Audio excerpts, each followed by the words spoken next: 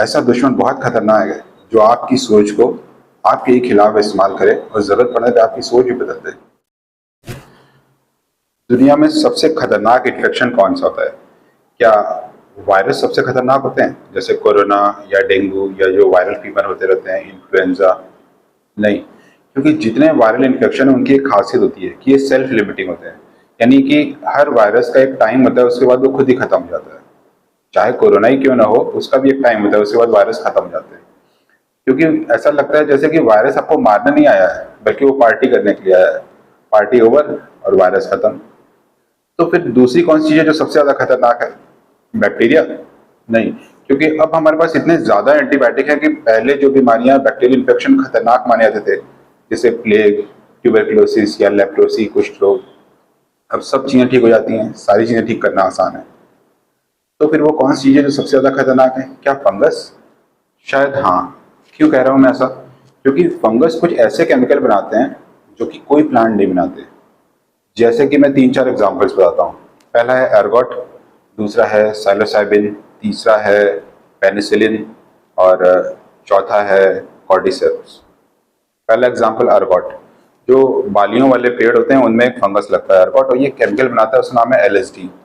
Drugs की दुनिया में इसको एसिड बोलते हैं, और ये इंसान के दिमाग को घुमा सकता है। आपको वो चीज़ें होते हुए लगेंगी जो आपके साथ कभी हुई नहीं। आपको ऐसे ऐसे एक्सपीरियंस होंगे कि आपने वो कभी जीवन में किए भी नहीं होंगे। ऐसे माइंड ब्लोइंग केमिकल्स बनाने की फंगस की जरूरत क्या है? दूसरा एग्जाम्पल है सेलोसाइबिन। ये एक खतरनाक साइकेडेलिक एसिड बनाता है, और ये केमिकल इंसान के दिमाग को कई प्रकार से हेलुसिनेट करता है। अगर आप बहुत ज़्यादा रिलीजियस इंसान हैं तो ये आपको भगवान भी दिखा सकता है। इसमें जो हेलुसिनेशंस होते हैं वो बड़े अनोखे होते हैं, जैसे कि टाइम डायलेशन, कि समय जो है वो बड़ा लंबा हो जाएगा और आपको लगेगा सारी चीज़ें दुनिया स्लो मोशन में चल रही है। या फिर स्पेस डायलेशन, आप यहाँ बैठे हुए हैं और सामने बाथरूम का दरवाजा है, पर आप बाथरूम में जा नहीं सकते क्योंकि आप यहाँ से वहां तक फैल गए और आपके स्पेस पूरा खत्म हो गया बीच का। या फिर ईगो डिजोल्यूशन, आपका जो सेल्फ है वो खत्म हो गया है। बहुत सारी कम्युनिटीज में जो स्पिरिचुअल एक्सपीरियंस के लिए सिलोसाइबिन का यूज किया जाता है। आखिरकार फंगस को इंसान के दिमाग को ऐसा घुमाने वाले केमिकल्स बनाने की जरूरत क्या है? तीसरा एग्जाम्पल है पेनिसिलिन, थोड़ा अलग है, हट करके। पेनिसिलिन एंटीबायोटिक है, और हमारे पास जितने भी एंटीबायोटिक्स हैं वो सारे के सारे कहाँ से मिलते हैं?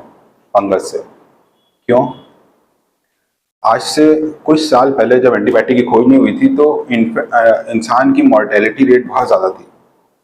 अब बहुत सारी बीमारियां जो है वो होना, ठीक करना आसान हो गया। बहुत साल पहले जबकि एंटीबायोटिक की खोज नहीं हुई थी, हमें ये पता नहीं था कि फंगस से एंटीबायोटिक मिलते हैं, तो बहुत सारी बीमारियों से बहुत सारे लोग मरते थे। लोगों की मृत्यु दर बहुत ज़्यादा थी।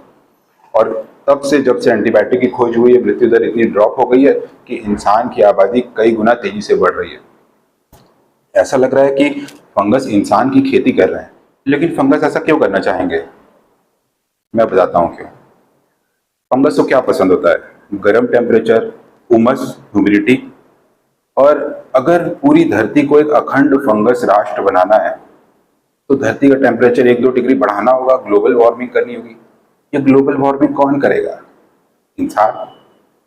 तो फंगस कुछ ऐसे केमिकल्स बनाते हैं, वो आपको मारना नहीं चाहते, बल्कि आपकी सोच को आपके ही खिलाफ इस्तेमाल करते हैं। और शायद इसलिए ये वायरस और बैक्टीरिया से और भी ज्यादा खतरनाक है। एक और एग्जांपल देता हूँ आपको, कॉर्डिसेप्स का। पहाड़ों में, हिमालय में एक कीड़ा जड़ी मिलती है, ये एक दवा होती है। एक कीड़ा होता है जिसके अंदर फंगस पनपना शुरू करते हैं, और ये उसके पूरे नर्वस सिस्टम को अपने कंट्रोल में ले लेते हैं।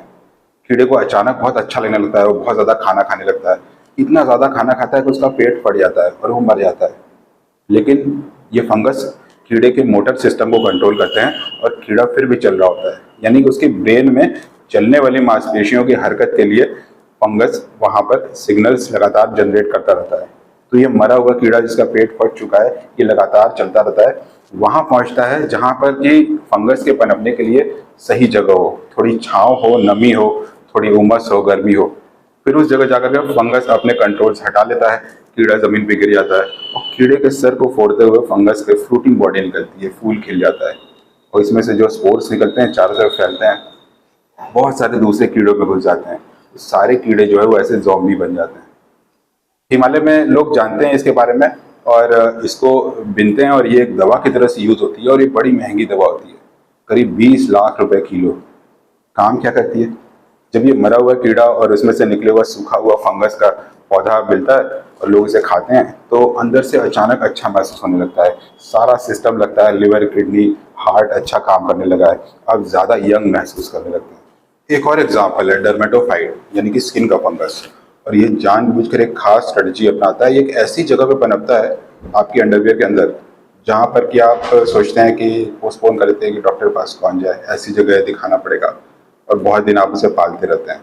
तो फंगस की स्ट्रेटजी आप समझ गए होंगे। जरा से भी साइन दिखें तो उसे ज़्यादा दिन पालिए मत, क्योंकि एक न एक दिन आपको डॉक्टर के पास जाना ही पड़ेगा, वो इतना ज़्यादा बढ़ जाएगा।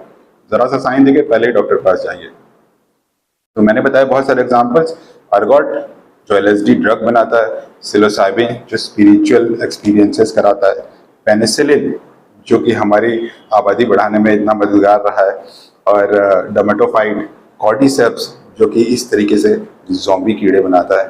तो फंगस जो है वो मुझे लगता है कि वायरस और बैक्टीरिया उससे भी ज़्यादा खतरनाक है, क्योंकि ये आपको मारता नहीं, ये आपकी सोच बदल देता है।